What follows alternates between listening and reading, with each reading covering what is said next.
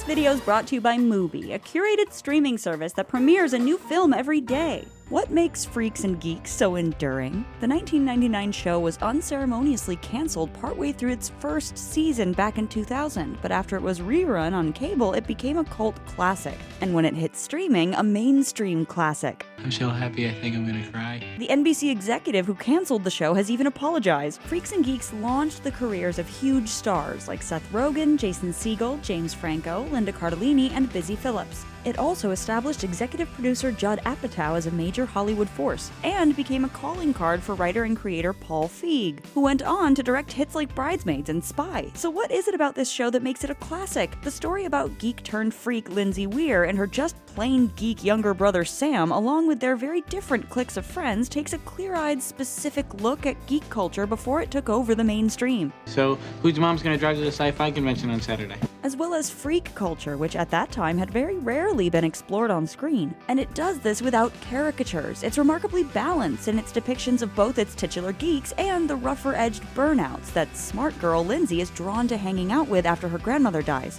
What are you doing out here? This place is for freaks. Set in Michigan during the 1980-1981 school year, Freaks and Geeks taps into 80s nostalgia from a late 90s perspective, but in a genuine, complex way. Here's our take on how Freaks and Geeks got youth culture right and why it still resonates now.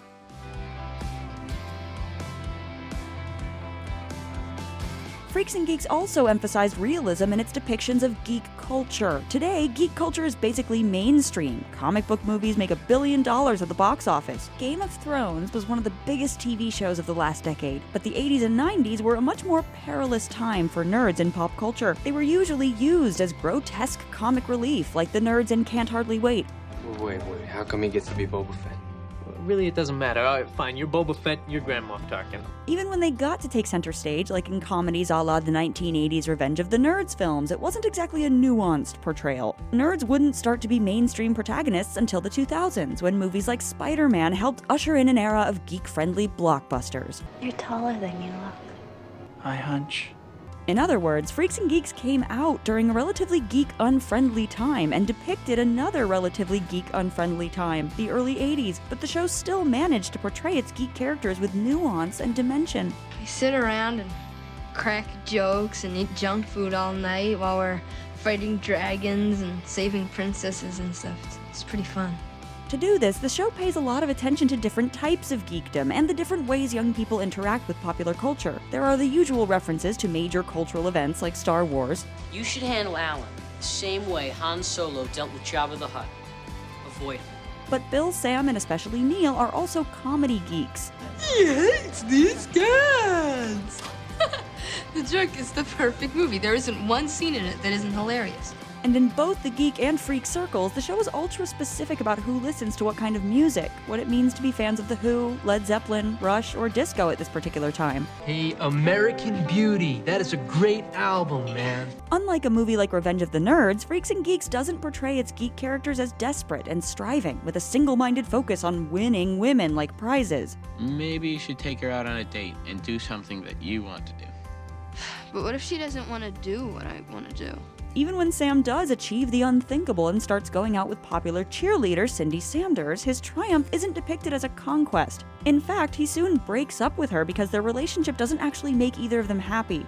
You're supposed to be nice. That's the only reason why I'm going out with you in the first place. Hey, I am nice. I'm just not having any fun, are you? Sam's rocky connection with his dream girl is an early example of a story actually understanding that geeks being nice guys isn't enough to make them perfect romantic partners or ensure a relationship is going to work. My mom says that women prefer guys with a good sense of humor. You're not very funny. Screw you, I'm hilarious. The show doesn't pretend its geek characters are saints, it treats them like complex people who make mistakes. Although they generally try to be good people and are smart and loyal to each other, they can be bitter, clueless, or opportunistic. What am I going to say to Cindy? I saw this monkey show on PBS. If you talk to her first, it's a sign of weakness. Overall, Freaks and Geeks is also clear about showing how miserable high school can be for everyone. This is school. I hate this school. Hence the other half of the show, which is all about the freaks. Although Freaks and Geeks was groundbreaking for its nuanced representation of geeks, perhaps the real revelation of the show was its portrayal of the freak culture. After all, at least nerds sometimes got to be major supporting characters, or occasionally even leads in other movies and shows. Not many girls in contemporary American society today would give their underwear to help a geek like me. Freak or burnout characters were even less common in terms of nuanced, dimensionalized portraits on screen. Who are the classic 80s and late 90s teen burnout types? The closest is probably John Bender in The Breakfast Club, or perhaps JD in Heathers, an anti-establishment type who is also homicidal. People are gonna look at the ashes of Westerberg and say, now there is a school that self-destructed not because society didn't care, but because the school was society. These characters pay homage to disillusioned youth like Jim Stark, the teenager played by James Dean in Rebel Without a Cause. But these mid-50s greaser types don't capture the full range of freaks and burnouts represented in Freaks and Geeks. Stoners, deadheads, metalheads, punk rockers. You know what punkers don't do? Call themselves punkers. Freaks and Geeks has them all. There's Daniel, played by James Franco, who comes across as the most traditional James Dean handsome bad boy type. Franco even played Dean in a TV movie shortly after the show ended. Daniel is portrayed as sympathetic and somewhat misunderstood. No, you're not a loser, because you have sex. But if you weren't having sex, then we could definitely debate the issue. But he's also allowed to be genuinely conniving, manipulative, and even kind of dumb at times. When you told me you're gonna teach me tricks, I thought you meant like real tricks. What do you mean, like magic tricks? Yeah, well, sort of. I mean, right now you're kind of just teaching me math. Lindsay initially falls for Daniel's dreamy looks, but early in the show she realizes that while he does hide some sensitivity, he doesn't necessarily have the depth she sometimes hopes he will. Where are you supposed to go from there? Nick, the stoner character played by Jason Segel, illustrates the show's approach to drug use, which was difficult to depict on network TV in 1999. Well, here's a plan. How about, instead of letting that go to waste, you donate it to a worthy cause, like me. Nick's pot habit eventually becomes an issue for Lindsay, and while it's very clear why Lindsay feels this way... And what's the highlight of your week? Sitting on your couch eating chips, dreaming of Drake's cakes? The show also isn't overly judgmental or alarmist about drug use. Okay, maybe I'll smoke a little, just to see what it's like. Kim Kelly, played by Busy Phillips, represents another character type often relegated to the margins of teen movies and shows, the aggressive, tough female burnout. What's she doing here? She's our friend. What, are you doing her so that she'll help you with your math homework? In the episode Kim Kelly is My Friend, which freaked out network executives so much that NBC never aired it during the show's original run, the show delves into her background with a lot of humor and darkness. You're tramping it up in that car. I know what you do. Yeah, well, you should know. I learned it from you. You're grounded for good. You got me? Newsflash, you're not my father, fat ass. As Daniel's girlfriend, Kim is introduced as a seeming romantic rival to Lindsay, but the two girls' sometimes volatile relationship becomes especially important to the show as it goes on, and it's handled with nuance. Freaks and Geeks never forces Lindsay and Kim into the kinds of contrived romantic dilemmas that fueled so many teen soaps in this era. Did you mean it, Dawson? Every word, which is why you should turn around and go to Pacey. And then there's Lindsay Weir, the school's reigning smart girl who decides to find her place among the freaks. She really ties the show together as an all-time great TV character, perhaps most of all due to her believability. The key to what makes Lindsay such a great character is how she combines both the show's main groups. She's an earnest, smart, compassionate nerd. Lindsay, you've been studying nonstop. Why don't you take a little break? Mom, I can't. Not if I want to win. But she also identifies with the authority-questioning freaks who aren't as uptight or conformist as Lindsay's old friends or her parents. Mr. Vice President, my name is Lindsay Weir.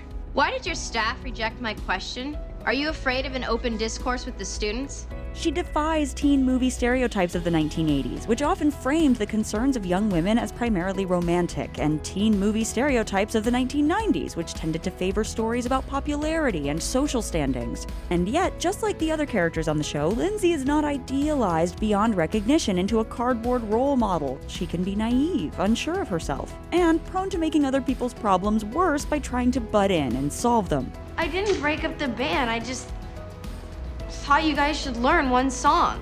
So you admit it? She's a complex, realistic character, struggling through all the hardships that come with high school, just like all the characters in Freaks and Geeks.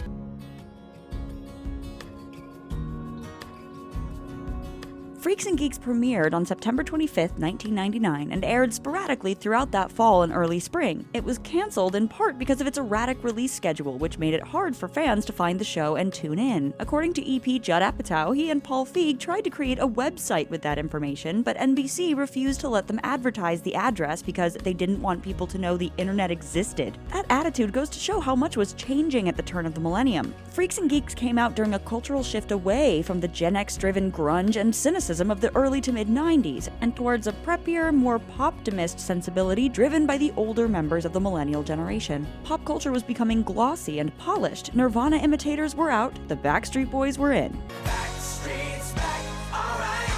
The late 90s also saw a boom in TV programming for teen audiences. Although Freaks and Geeks was one of the first teen programs on a major broadcaster, the glossy teen soap Dawson's Creek premiered the year before on the fledgling WB network and quickly became the #1 TV show among teen girls. Thanks to Dawson, the WB's ad revenue skyrocketed from 1994 to 1999. Teen stories were suddenly a hot commodity, but only glossy, glamorous ones like Felicity and 90210, where even the nerdiest characters looked like they were fresh off the football field in Varsity Blues. And you wonder why they called you Andy McGeek on the playground. Freaks and Geeks took a totally different approach. They're really fun, and they're funny, but they're just, I don't know, they don't inspire me or challenge me. The show is based heavily on Paul Feig's real-life experiences growing up in Michigan in the 80s, and so it was important to him to make sure everything was represented realistically. He pushed for a stripped-down cinematography and storytelling style that put the characters and performances first. We're all unhappy.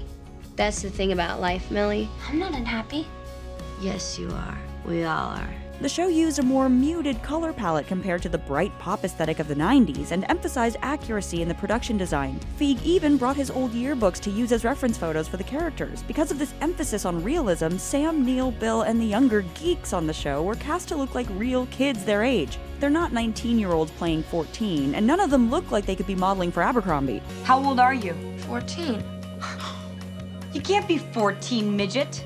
You haven't even hit puberty. Freaks and Geeks is a show about high school and all the insecurities that come with it. Casting actors who look like real people meant the show didn't just pay lip service to superficial insecurities like wearing glasses. I think people treat you nicer when you breathe. Why would you say that?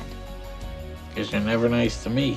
The characters feel genuinely self-conscious about going through puberty in a way that isn't often depicted or referred to directly on screen, especially during this era. Tell your brother that he has a beautiful body. It'll make him feel better. You're an Adonis. A slab of beef. If I wasn't your sister, oh my God. Freaks and Geeks brought underrepresented young characters to broadcast television with nuance and nostalgic realism for 15 episodes, 18 when it went to reruns. And the 80s geek and freak culture specificity made the show feel real and honest. But the enduring nature of these stories goes to show that the details of youth subculture, like the bands or movies or other references that root teen shows in a particular era, Are you a deadhead? work best when they're shown as products of how people in that age group are trying to define themselves. Once you start down that dark path, forever will it dominate your destiny. At least that's what Yoda always says. It's that ongoing universal struggle to find your identity that makes this show made in 1999 about 1980 feel so relatable this many years later. To this day, movies like Superbad, Booksmart, Knocked Up, Lady Bird, Forgetting Sarah Marshall, and Bridesmaids, and TV shows like Veronica Mars, Skins, and Friday Night Lights all show different kinds of Freaks and Geeks influence. We didn't party because we wanted to focus on school and get into good colleges. And it worked. But the irresponsible people who partied also got into those colleges. They did both.